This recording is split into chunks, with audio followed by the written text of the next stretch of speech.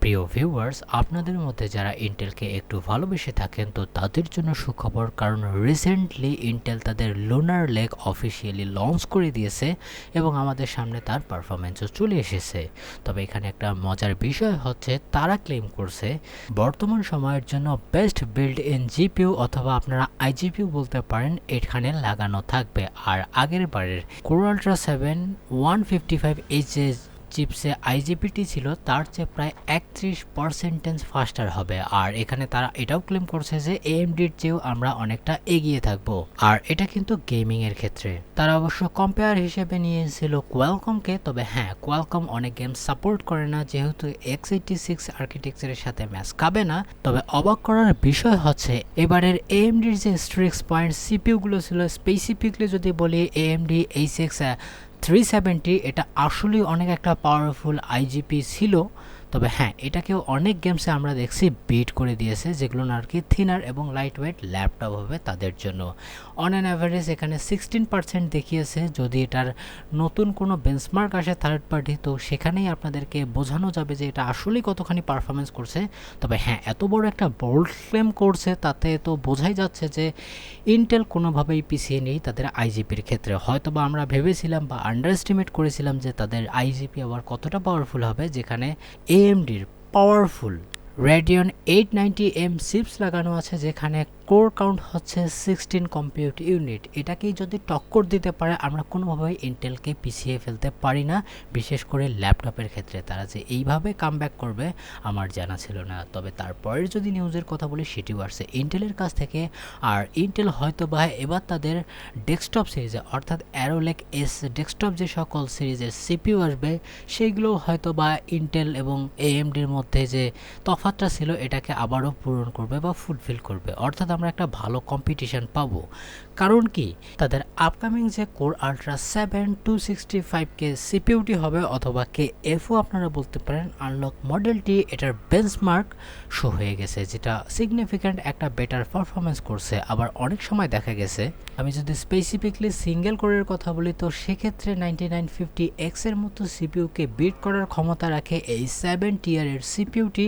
আর যদি আমি এখানে মাল্টি কোরের কথা বলি, তো সেক্ষেত্রে 7950X এর চেয়েও মোটামুটি ভালো পারফরমেন্স করেছে, তাও আবার সিপিইউ জিতে বা জেডে। আপনি বুঝতে পারছেন বিষয়টি, 7950X3Dর চেয়েও মোটামুটি ভালো একটা পারফরমেন্স করছে। X3Dর কথা বাদই দিলাম, Ryzen 9 9900X এর চেয়ে মাস মোর বেটার পারফরমেন্স করছে, যেটা আসলে একটা বিশাল থ্রাস্ট দেবে ইন্টেলকে তাদের মার্কেটে সার্ভাইভ করার জন্য, যদি তারা ভালো একটা প্রাইসিং করে। আর আপনারা ওভারঅল দেখতেই পারছেন, এটার যদি ক্যালিবার এতটা হয়ে থাকে, তো ফ্ল্যাগশিপ তো এখনও হাতে আছে ইন্টেলের।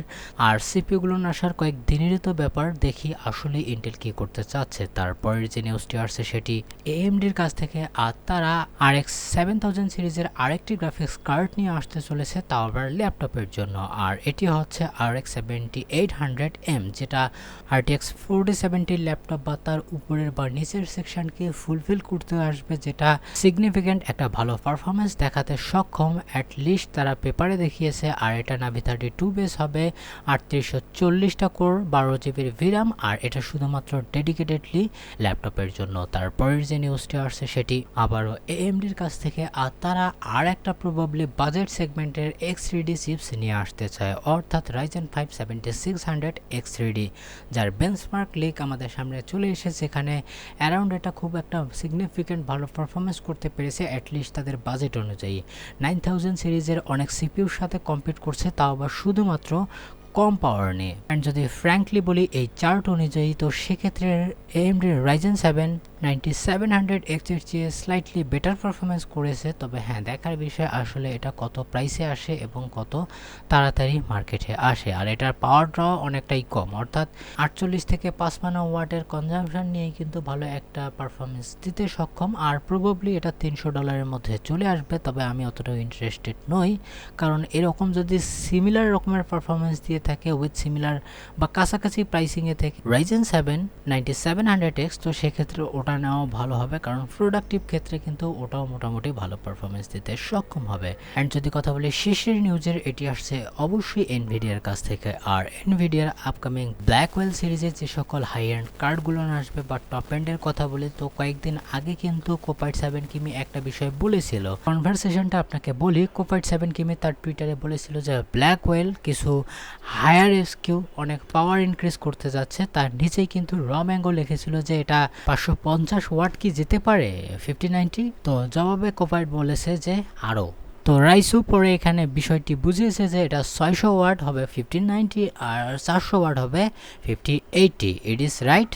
জবাবে কোপাইট ক্যামি বলেছে ইয়া। তবে চায়না থেকে বর্তমান সময় একটা নিউজ এসেছে 4090 এবং 4080 সম্পর্কে। আপনারা জানেন ডিতে তারা ডিগ্রেড ভার্সন পেয়ে থাকে চাইনিজ এক্সক্লুসিভ মার্কেটে। তো সেখানে কিন্তু একটা বিষয় আমাদের সামনে চলে এসেছে। তো বেঞ্চ লাইফ এখানে একটা বিষয় ক্লিয়ার করেছে যে এটার হিট ডেসিপেশন ক্যাপাসিটি হবে 600 ওয়াট, যেটা 1590 হবে। আর যদি কনজামশনের কথা বলি তো ম্যাক্সিমাম 550 ওয়াট পর্যন্ত কনজিউম করতে পারে। আর RTX 5080 কথা বলে সেটা অ্যাপ্রক্সিমেটলি 350 মতো কনজিউম করতে পারে, যার হিট ডেসিপেশনের কথা বললাম যে এটা 400 প্লাস হতে পারে। অর্থাৎ হিট ডেসিপেশন এবং টিজিপি টোটাল গ্রাফিক্স পাওয়ার কিন্তু আলাদা আলাদা সেকশন মেনটেন করে চলে। তো সেক্ষেত্রে যদি আমরা ধরে নিই যে RTX 5080 350 ওয়াট নিয়ে যদি এটা 4090 চেয়ে 6 থেকে তার চেয়ে বেশি পারফরমেন্স করতে পারে, তো এটা আসলে একটা গুড ডিসিশন হতে পারে এনভিডিয়ার পক্ষ থেকে। আই হোপ যে আমি আপনাকে নিরাশ করিনি। দেখা হবে নেক্সট কোনো ইন্টারেস্টিং ভিডিওতে। ভালো থাকবেন, সুস্থ থাকবেন, বাই বাই।